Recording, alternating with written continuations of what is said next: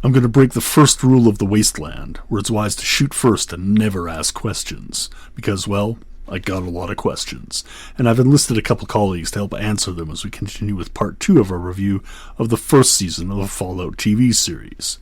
If you're just joining us here and are interested in the Fallout series, go check out the first episode. The link is in the show notes. But if you're ready to get to it, let's get back to the Wasteland in this episode of the Implausipod.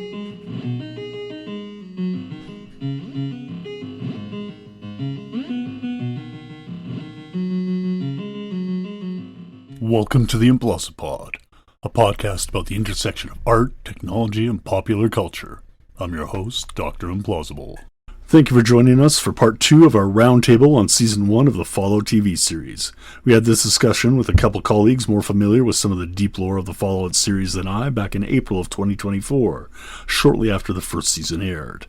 We're bringing that discussion to you here to celebrate the upcoming release of the second season of the show on December 17th, 2025. I'm joined by Dr. Aidan Buckland, who has previously joined the show for our Doctor Who discussions, going back to the earlier episodes, and Ronan Around, a local gamer who had been playing Fallout since the first game was released by Interplay in 1997. Before we get into the discussion, a couple quick notes. If you're listening this far, I'm assuming you have most likely already seen Season 1, but if you haven't, please consider this your spoiler warning. Also, there are a few audio issues that came through during the recording. We've done our best to address those, but it may still come through with a slight buzz, and we do apologize for that. Now, let's try and pick up where we left off. Ready to go? Okie dokie. Here was where we started diverging. You mentioned how we were going back to Vault 33 to see what was going on there, and they had the water chip failure, so then we get a little bit more exploration and looking back to the events and what's happening there. For me, that diverged a little bit, as I was kind of interested, but also I really wanted to just see what Lucy and the ghoul were up to above ground, and I wasn't necessarily as invested in the plot back at the vault. But what was your feelings about the vault? Like, just for the series overall, did you appreciate how it still kept the vault in and the vault characters as part of the larger ensemble? Aidan, if you want to go. Sure. I have to admit, I was also a little bit distracted by it. By episode 4, it seemed kind of weird. It seemed like the vault had served its purpose by that time. But I have to say, this is one of the plot lines in this first season that I think surprised me the most. And by the time we get to the end, and get to the place where they leave that mystery in particular, I thought I was really impressed with how well it was woven in with the other 3 plot lines. The investigation going on by Norm, Lucy's brother, in Vault 33, because he obviously suspects something's not right, and it's proven correct throughout it. It may seem kind of superfluous at the time, but it does pay off rather well by the end of the first season. It ends up being necessary, I guess. Maybe there was a way they could have done it in smaller doses or throughout, but yeah, I get that. Okay, I'll keep an eye on that then later, and we'll see when it comes up again. But when we're dealing with the ghouls, I guess in episode 4, the whole supermarket, and I mean, this is the part that jumped out to me, where it's like she's running through this. That was where she had the Abraxo, right? And she was using that as a threat in her to dose them with the gun that she had. I like that, and as I mentioned earlier, I really appreciated them showing the reason behind the voice for the robots, that it was Matt Berry, and there was a reason it sounded like Matt Berry, because he licensed his voice for use in these things, and that they were everywhere. So I thought that was clever. But beyond that, I don't really, we just kind of kept moving on. With the theme of each episode, I think here's where I kind of started drifting a little bit, that we're going through the Shady Sands in episode 5 with the site of the NCR, and we're just kind of moving through quickly. So the next couple episodes for me were just kind of moving the story along. Like, we had that showdown with the other 2 survivors walking across the bridge in episode 5, I think, and it just kind of seemed like replicating the hostility of the environment of the, it just felt like another random encounter on the road. But then after that, we get to the Vault 4, I think, when they kind of stumble upon that.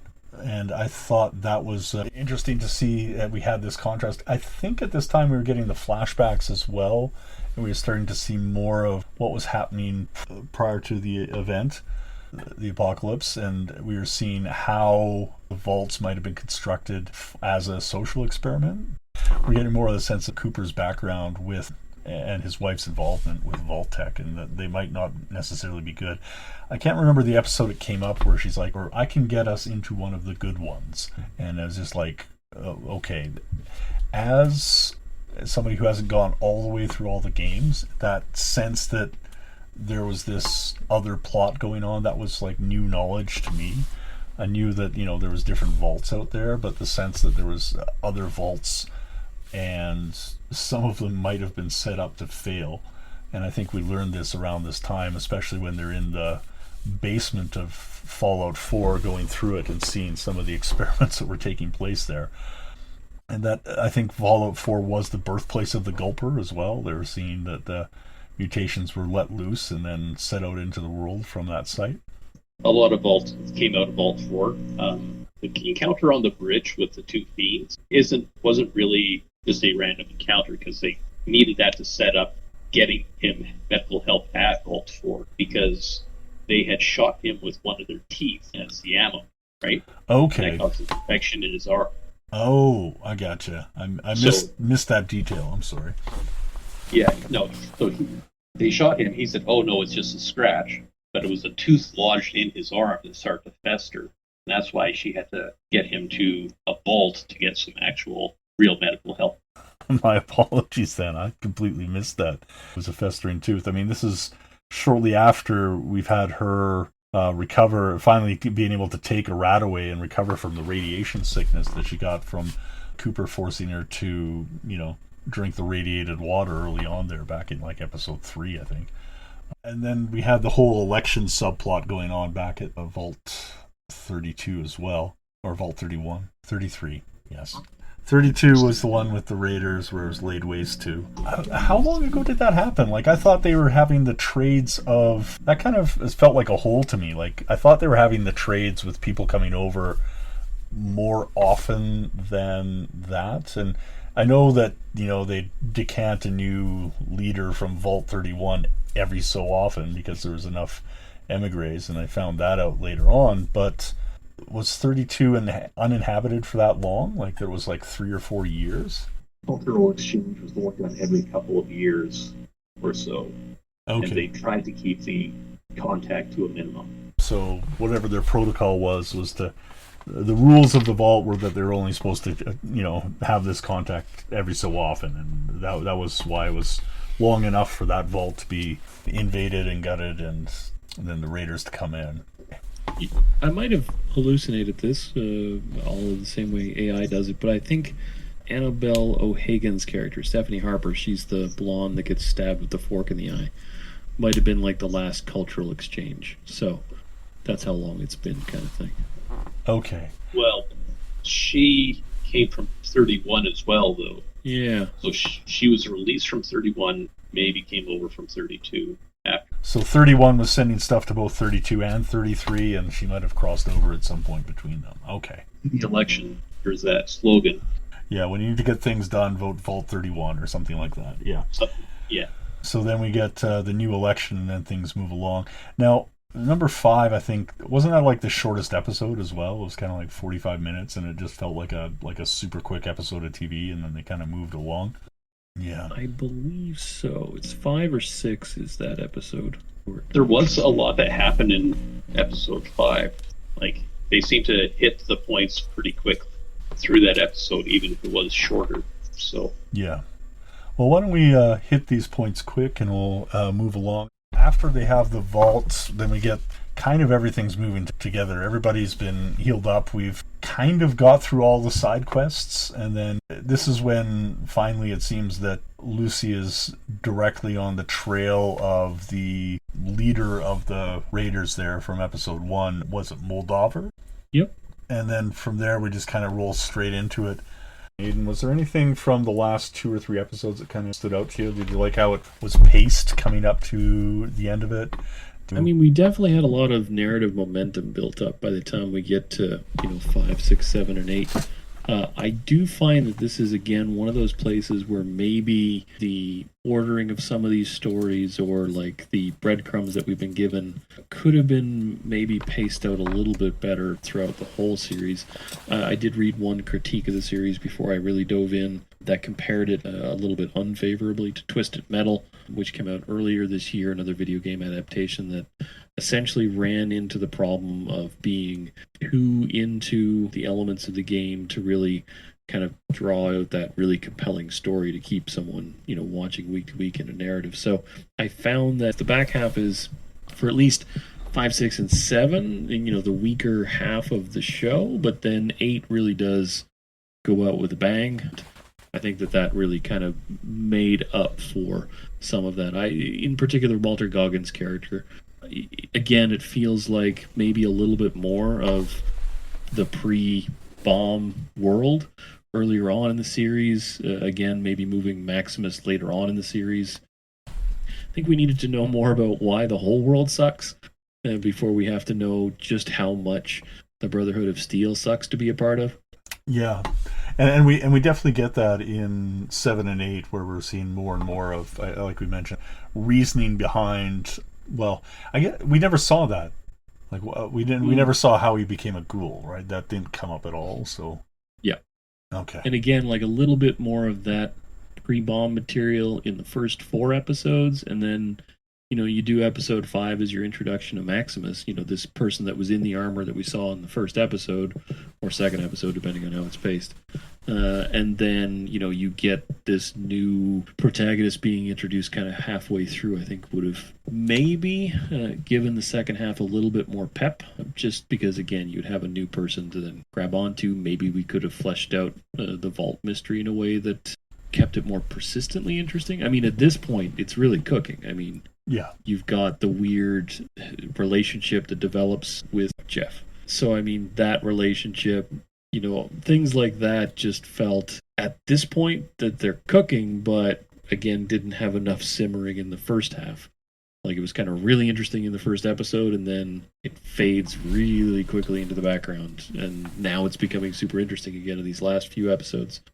That kind of pacing of the season overall had the back half a little bit lagging for me.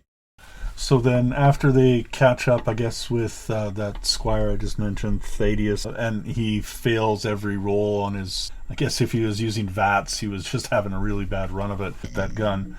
And then they're able to actually recover the head. And then we get into the end of it here. I liked how all the threads did come together at the end, that Norm's work finding out what was going on in the different vaults did pay off, with him running into the brain in the jar there. That was Bud, right? Yeah.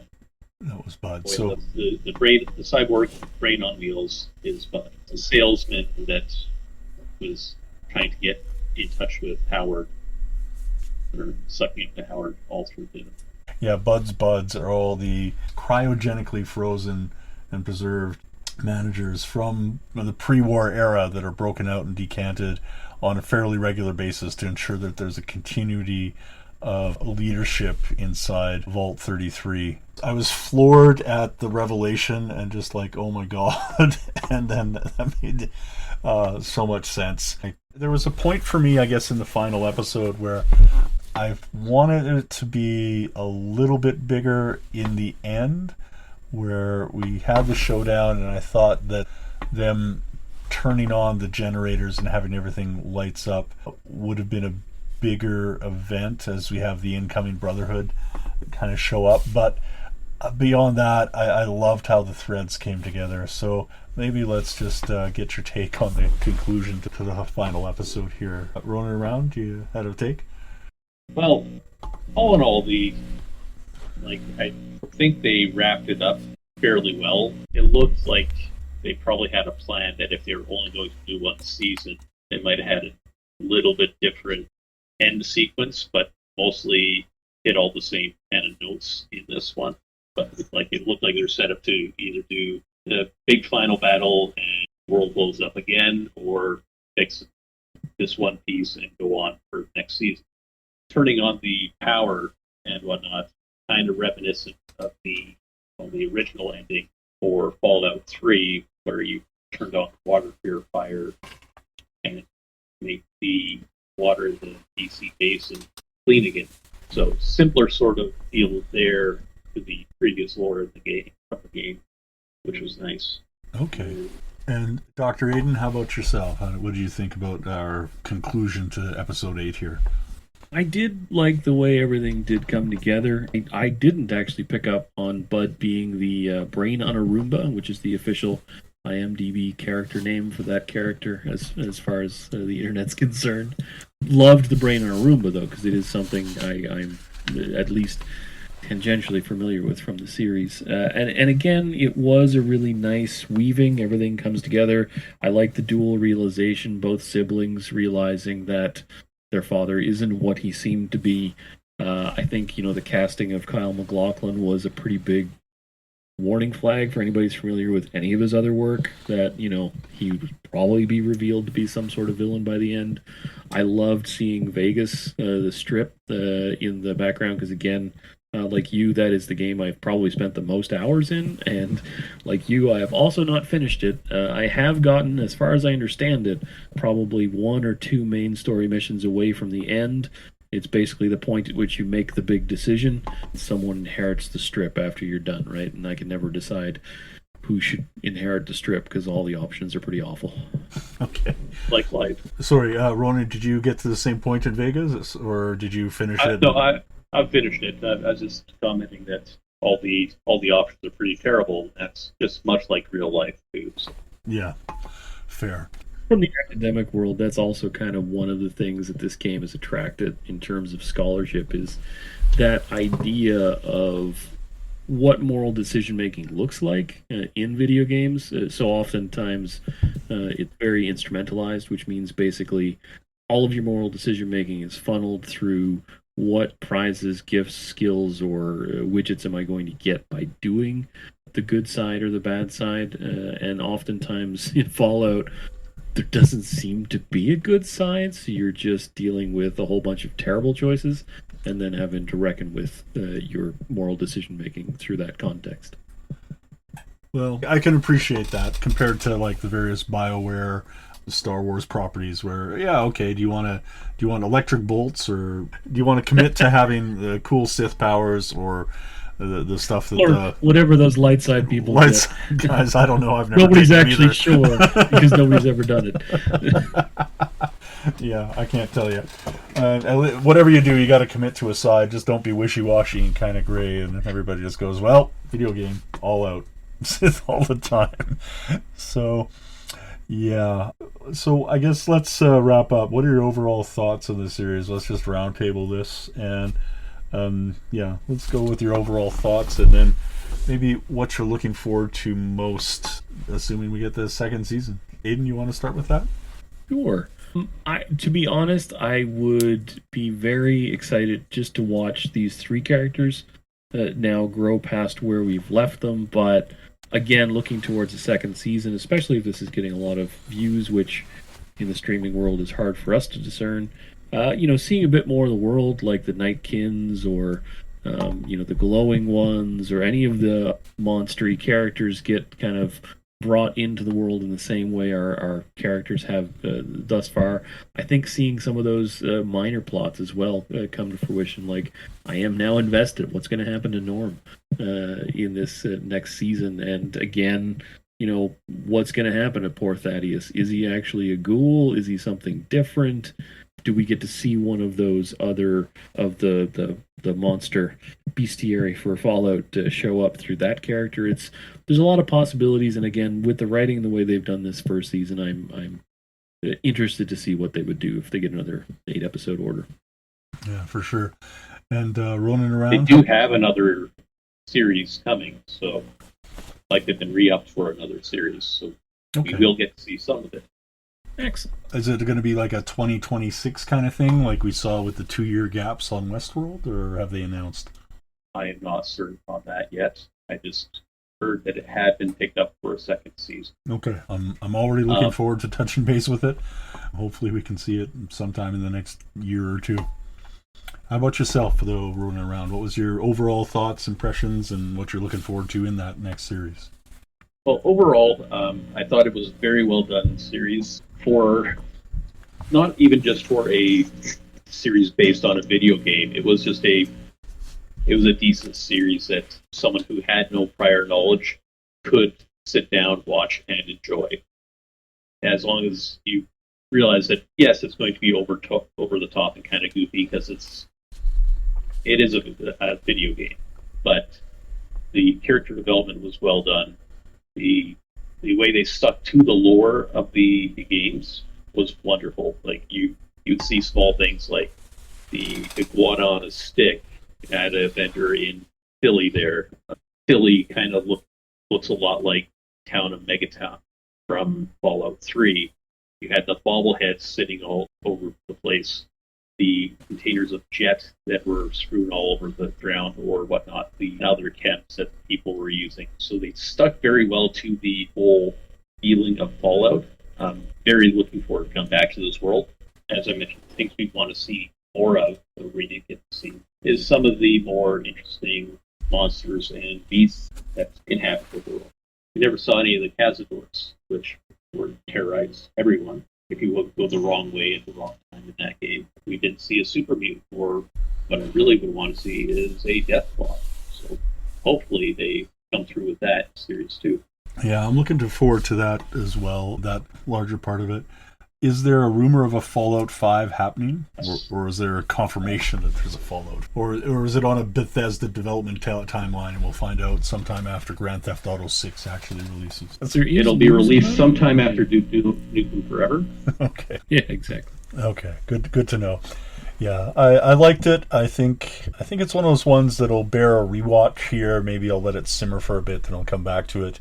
It does feel like there was enough going on that it would be worth the rewatch, and I'm always happy to see that in television. And I think it didn't overstay its welcome. Like, I know some of the shorter Disney and Netflix series that sometimes feel like they're maybe a 2-hour movie at best, and they've been stretched out to 6 for whatever reason to kind of make it work. This didn't feel really stretched out, that there was enough there, even though sometimes I agree maybe that the pacing could have been slightly reshuffled or rearranged a little bit. Looking forward to seeing much more of it, and honestly, they were true to the lore, but they also expanded on the lore, and I think that was what made it accessible to, say, a non-Fallout fan. I mean, I've played a little bit of it, but I wouldn't call myself a super fan by any means. And so being able to watch the series and I think introduce enough of the material to it that you're not left wondering for 3 seasons what the mystery behind Vault-Tec is or anything, that they're able to like just come out and say it, or at least get to it by the end of the 8-episode arc, then there's still room for more within that larger universe, like other vaults, other locations, other corporations, all these other things that are going on. And with the Enclave that Dr. Siggy was with, obviously there could be much more going on there as well. So I think the opportunity for growth and expansion of the universe exists, and I'm really excited to see that. And yeah, I think that's it. I hope it doesn't become too focused on the 3 characters, that that they don't have so much plot armor that it feels like there's no risk anymore. And I hope they are able to maybe expand the cast a little bit, but not so much that it feels like Game of Thrones or anything either. So I'm looking forward to seeing them go out into the wider wasteland beyond and see more of the Fallout universe coming up here. All right. Final thoughts, gentlemen? Hayden? Looking forward to the future. Let's see what it brings in 2026 or beyond, I suppose. All right. Fair. And yourself, Ronan Ruff? If they do this right, and they could likely do it, there's a whole lot of things they could touch, because they, like I said, there's the Enclave, we're going to see the Vegas Strip, the new Vegas Strip, the next season, obviously. And then at some point, I think we'd see maybe the Institute come in, and the synths from out Boston, Fallout 4. And if they do it right, they don't even need to stick to the same kind of cast, and they can kind of jump another 10 years or so and maybe keep one or two people around and progress the story that way as well. Yeah, that'll be exciting to see. Looking forward to seeing more of it. One last question, I guess. Have either of you been inspired to go back and play more of the video games since watching the show? I did pick up Fallout 4, so I'm currently tramping around in that particular game right now. I'm only a few missions into it so far, so we've just started up the Minutemen again. Okay, awesome. I am also currently trying to snipe a Deathclaw from some rooftops, so it might take me a little bit. I can only play a limited amount here, but yeah, I've also been inspired. So, and yourself, Ronan? I think I'm going to go back to the very beginning, which would be a different game by Interplay from 1988 called Wasteland, which was the predecessor to all of the Fallout worlds. What really expanded the Europe was sort of the open world kind of computer gaming for me back in the day. So I think I'm going to go back and start there and then work my way through the series. All right. Well, if you survive getting turned into a fine red paste by a Scorpitron, then I will touch base with you for future gaming here, I'm sure. All right, gentlemen, thank you both. I appreciate that. Thanks for having me. You're welcome.